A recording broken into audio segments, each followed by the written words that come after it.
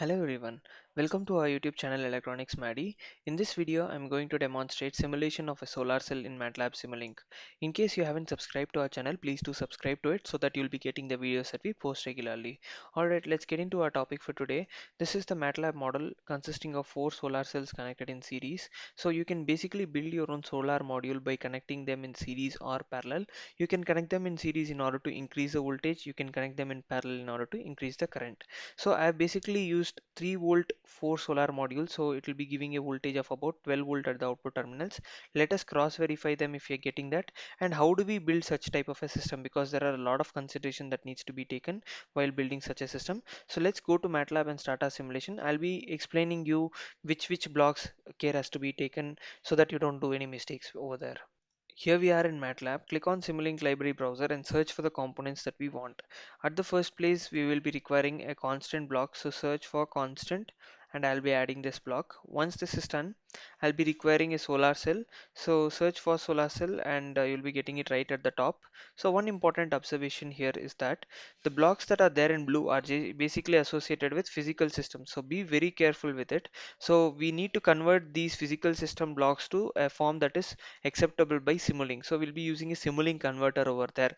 So what are physical systems? The objects that are associated with real world. That is as simple as it is.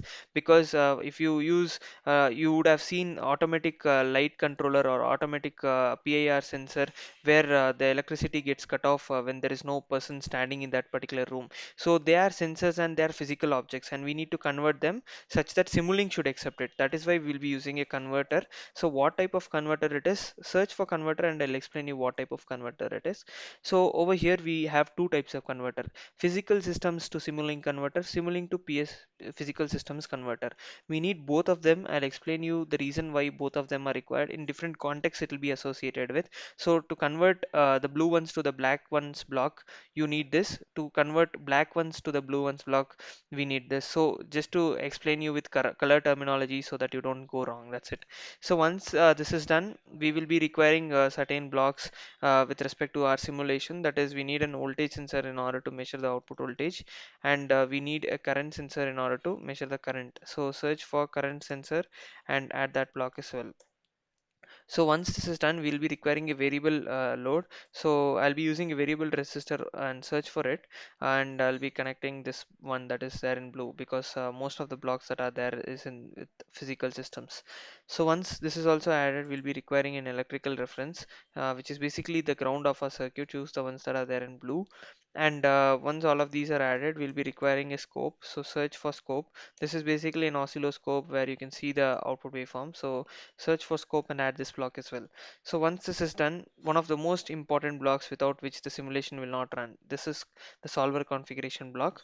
Search for it. So add this block as well. So it basically is required just like the power queue block that is used in power electronic application. So it basically acts as a compiler while simulating, and it takes the blocks in terms of equations and runs the code in the backend and helps the MATLAB in order to understand what the circuit is all about. So that is one of the most important blocks, without which your simulation will not run, and you will be getting a lot of errors with respect to the runtime of your simulation. So we have placed all the components with respect to our circuit. Let us position them in appropriate positions so that we can get started with respect to our circuit diagram. I'll be placing the current source, current measurement block over here, and appropriately a constant block over here.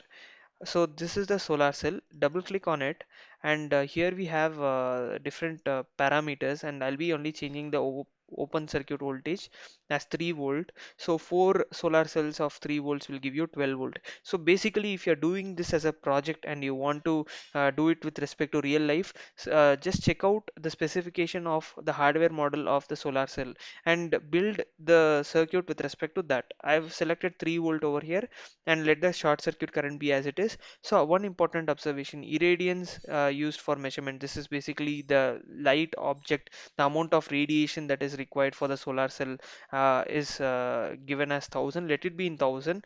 And where do we get this 1000? So in real life we will be getting it from the solar cell, solar radiations, isn't it? But here, how do we get it? So I'll be explaining that. So that is obtained by a constant block, and if you are triggering it IR point, we will be getting that value. However, we have to give the ratings that it has to be specified. I've given it as 1000, isn't it, over there? If you double click on this and see, there is 1000 irradiance over here. So we have to give it as 1000 again. So I'll be connecting them in the series form in this particular fashion. And once this is done, let us complete the circuit with respect to the circuit diagram. So I've connected them in series. Now I'll be connecting this block. At the first place, let us choose the value to be equal to 1000 because 1000 is the irradiance that is required. So I'll be connecting it to this block. If you carefully observe, I'm not able to connect. The reason is because this is a Simulink block and this is a physical quantity. So we need to convert them, isn't it? So as a result, we will be using Simulink to physical system converter. I'll be connecting this to this point and I'll be connecting this to this point. And similarly from this point directly tapping can be taken. Irradiance required for all the solar cell is the same in this case. As a result, I'll be connecting them to this. So we'll be getting the irradiance that we want with respect to our circuit. Once this is done, we'll be using a variable load, isn't it? So connect these blocks between these two terminals in this particular fashion, and we need a ground, and I'll be connecting it at this point and I'll be connecting it over here. So once this is also done, we have to give a value for this particular variable resistor. So I'll be using another constant block and I'll be giving 1000 as the value. Again, we need a block in order to convert the physical Simulink to the physical system. So use this block, connect it in this particular fashion, or I'll drag in this position, and I'll be connecting it to this point. So this basically gives a value of about 1000 ohms for the variable resistor that is used. So once this is also done, now we need to measure the voltage. I'll be measuring it between these 2 points. So connect it over here. We need to see the current as well. So I'll be connecting it in series with respect to the circuit that we have so that we can see the amount of current that is flowing through the circuit. So once this is done, now we need to measure the voltage and current in the scope. So we need a couple of scopes. Let us see them separately. Voltage over here and current over here. Now we need to convert the physical quantity to the scope. If you carefully observe, if you directly give this to this point, it will not accept. So we need to convert the physical quantity to a form that is suitable for the MATLAB to accept. Connect it to this point and it will be accepting that and it will be given to the scope. Again, we need another block with respect to the voltage source. So connect it at this point and give it to the scope in this particular fashion.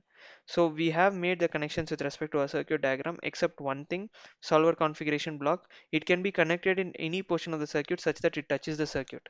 So I'm going to touch it at this point and consequently I'm going to run the simulation model. Click on run simulation and let the simulation time be 1 second or 10 seconds. It doesn't affect too much. So double click on the scope in order to see the output. So if you carefully observe, you're getting a constant DC output voltage of 12 volt, which is exactly what we want. So we are getting the desired output voltage. Let us check the amount of current that is flowing through the circuit. So if you see 12 volt is available at the output 1000 ohms. So if you do calculate the value of I, that is given by the formula V by R. If you substitute the value of 12 divided by 1000, you'll be getting 0.012 amps, which is exactly what we are supposed to get. So we are getting the desired values of voltage and current. From here you can take the tappings and you can give it to a boost converter or a buck converter or the type of converter that you want, and you can increase the voltage or decrease the voltage based upon your requirement. I hope you have understood how to simulate a solar cell module in MATLAB.